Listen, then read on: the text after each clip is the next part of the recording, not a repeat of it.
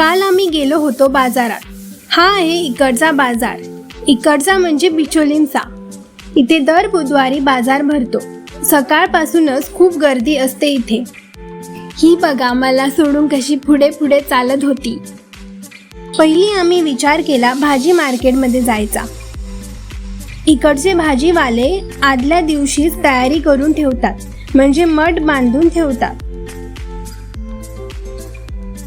भाजी मार्केटमध्ये भाजीवाल्यांशिवाय मसाले विकणारे पण बसतात। तिथून आम्ही निघालो फ्रूट मार्केटमध्ये। इथे आम्हाला लोक अशी बघत होती की आम्ही क्राईमच केलाय।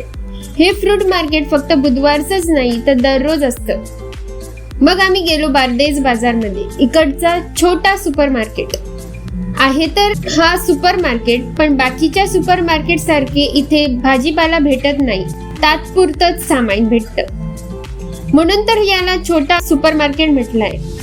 हे सगळं सामान परत बघून बोर झालो, म्हणून आम्ही वेन्सन स्टेशनरी शॉप मध्ये गेलो। आम्ही आत सरताच त्या ग्लिटर ग्लू ला आकर्षित झालो।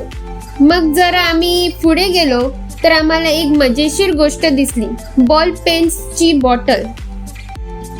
इथे मस्त रंगबिरंगी कॅन्डल्स पण होते। अशी बारीक गोष्टी आम्हाला खूप आकर्षित करतात। तिथून आम्ही थेट घरचा रस्ता धरला।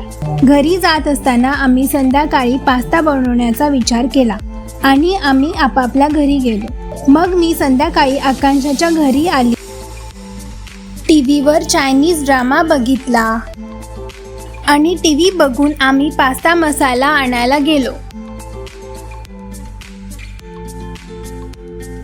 दोघांनी मिळून पास्ताची तयारी केली। पास्ता करत असताना थोडे व्हिडिओ काढले। हे बघा आम्ही पास्तासाठी भाज्या कापल्या होत्या आणि हा बघा आमचा पास्ता कसा सुटसुटीत बॉईल झाला आहे।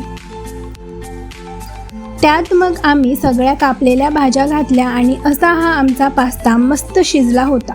आम्ही मस्त पास्ता खायला बसलो होतो की मध्येच आमची मांजर पण आली पास्ता खायला। त्यानंतर आम्ही म्हटलं की गोकर्णाच्या फुलांची चहा पण ट्राय करूया।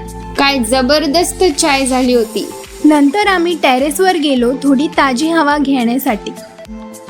बघा किती अतिशय सुंदर दृश्य दिसतंय टेरेसवरून। ही इथे फॅशन शो करत होती। इथून आम्हाला मुलं क्रिकेट खेळत होती ते पण दिसत होतं। मध्येच हिला आठवण आली शॅम्पू घ्यायची, म्हणून मग आम्ही शॅम्पू घ्यायला गेलो। या दुकानात आम्ही आलो होतो शॅम्पू घ्यायला।